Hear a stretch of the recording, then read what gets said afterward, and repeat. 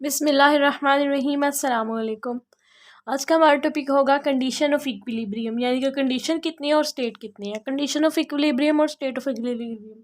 लेकिन इसे स्टार्ट करने से पहले I request you to subscribe my channel and don't forget to press the bell icon. Second request ये है कि वीडियो को प्लीज़ एंड तक ज़रूर देखिएगा। उसके बाद एंड पे जो है वो आप इसका स्क्रीनशॉट ले लीजिएगा तसल्ली से, ताकि आपके पास सेव हो जाए। तो सबसे पहले आ जाएगा कंडीशन ऑफ इक्विलिब्रियम। एक है फर्स्ट कंडीशन, एक है सेकंड कंडीशन। फर्स्ट कंडीशन के अंदर फोर्सेस का सम ज़ीरो होना ज़रूरी है और सेकंड के अंदर टॉर्क का सम ज़ीरो होना ज़रूरी है। फोर्सेस का सम ज़ीरो कब होगा? जब एक्सेलरेशन ज़ीरो होगा। एक्सेलरेशन ज़ीरो होने की दो वजूहत हैं। एक तो बॉडी रेस्ट पर है, बिल्कुल स्टैटिक मूव नहीं कर रही, या बॉडी जो है वो यूनिफॉर्मली वेलोसिटी के साथ मूव कर रही है, तब भी एक्सेलरेशन ज़ीरो है। जब ये यूनिफॉर्म एक्सेलरेशन के साथ जो है वो यूनिफॉर्म वेलोसिटी के साथ मूव कर रही है और एक्सेलरेशन ज़ीरो है, उसे कहेंगे ट्रांसलेशन इक्विलिब्रियम। सेम है दूसरी साइड पे, यहाँ बॉडी रेस्ट पर है, यहाँ बॉडी रोटेटिंग कर रही है विद यूनिफॉर्म एंगुलर वेलोसिटी, तो इसकी वजह से एंगुलर एक्सेलरेशन जीरो है, इसे रोटेशनल इक्विलिब्रियम कहेंगे। और ये दोनों ट्रांसलेशनल और रोटेशनल टाइप्स है डायनेमिक इक्विलिब्रियम की। रेस्ट पर होंगे तब तो ऑफकोर्स जीरो होगा। अब यहाँ पे 2-3 पॉइंट लिखे हुए हैं, किसी भी दो फोर्सेस का सम तीसरी से बड़ा या उसके बराबर आ जाए तो इसका मतलब यह है कि बॉडी इक्विलिब्रियम के अंदर है, यानी कि ये क्वांटिटी आपको 3 फोर्सेस दी हुई है, आप उनमें से दो का सम करके देखें, या तो वो तीसरी से बड़ी है या वो तीसरी के बराबर आ रहे, इसका मतलब ये है कि बॉडी इक्विलिब्रियम के अंदर है।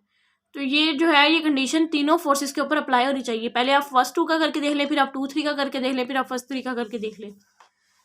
नेक्स्ट ये है कि अगर टेंशन हो और बॉडी जो है वो हैंगिंग पोजीशन के अंदर है, तो आप ये वाला फार्मूला लगा दें टेंशन फाइंड करने के लिए, W/2 sin theta. Concurrent forces क्या होती हैं? जो कोप्लेनर फोर्सेस होती हैं, दो या दो से ज़्यादा फोर्सेस जो एक ही सेम पॉइंट में से गुजर रही है और सिंगल फोर्स ने उन्हें बैलेंस किया हुआ है, वो कहलाएंगी इक्विब्रिलियंट फोर्स। जो सिंगल फोर्स से बैलेंस करेंगी वो कहलाएगी इक्विब्रिलियंट फोर्स। स्टेट ऑफ इक्विलिब्रियम ये 3 है, एक स्टेबल है, एक अनस्टेबल है, एक न्यूट्रल है। जो स्टेबल है उसके लिए सेंटर ऑफ ग्रेविटी ये दिया गया है, अनस्टेबल के लिए सेंटर ऑफ ग्रेविटी ये है, और न्यूट्रल के लिए centre of gravity same point पर होगा। ये जब स्टेबल में थी लोएस्ट में थी, ये जब यहाँ इस तरह से खड़ी थी तो हाईएस्ट पॉइंट पर थी, देखिए हाईएस्ट पर है। फिर उसके बाद इसका देखिए ये है बेस एरिया, ये कितना बड़ा है, इसका बेस एरिया छोटा है।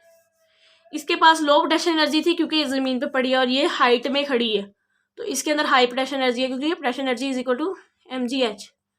हाइट ज़्यादा होगी तो पोटेंशियल एनर्जी ज़्यादा। अब यहाँ पर मैंने लगाई एक अनबैलेंस फोर्स, उस अनबैलेंस फोर्स ने इसको उठा के ऊपर को किया, स्टेबिलिटी से अनस्टेबिलिटी की तरफ लेके गई, और यहाँ पर जब अनबैलेंस फोर्स लगी वो इसे अनस्टेबिलिटी से स्टेबिलिटी की तरफ लेके गई, यानी कि खड़ी थी इसे गिराने लगी। तो यहाँ पर सेंटर ऑफ ग्रेविटी क्या हुआ? राइज हो गया, पहले यहाँ था फिर उठ के ऊपर की तरफ चला गया। और यहाँ पर सेंटर ऑफ ग्रेविटी क्या हुआ?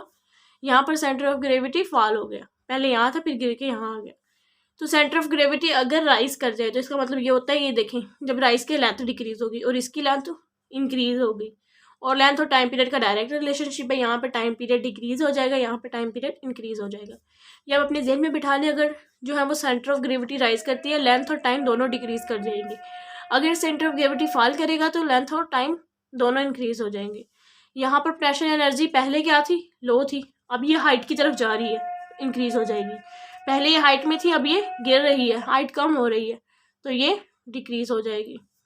वेट यहाँ पर पास करेगा फिर भी बेस एरिया से, ठीक है। अब इसका वेट दोबारा से इसी बेस एरिया से पास करेगा, लेकिन अब ये गिर रही है तो इसका वेट सेंटर ऑफ ग्रेविटी की तरफ से देखे तो ये बेस एरिया से बाहर की तरफ जो है वो ये पास आउट हो रहा है, तो ये बेस एरिया से पास आउट नहीं हो रहा जब अनबैलेंस फोर्स लगे।